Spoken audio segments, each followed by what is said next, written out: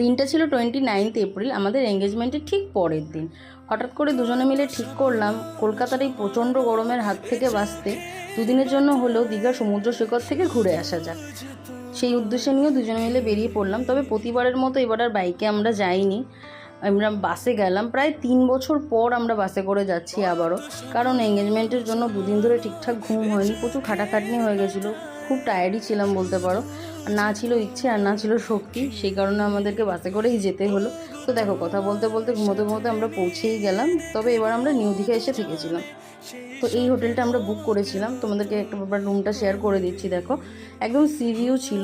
প্রথমে হোটেলে ঢুকে ওর যেটা কাজ সমস্ত কিছু চেক করা, আর আমি সেই পাখি একটুখানি ভিডিও করে নিচ্ছিলাম। সামনে ব্যালকানিও আছে, সেটাও তোমাদেরকে দেখাচ্ছি। দাঁড়াও, ব্যালকানি থেকে পুরো একদম সমুদ্রের হাওয়াটা মানে কি বলবো, অসাধারণ লাগে। এই ছিল ব্যালকানির ভিউটা।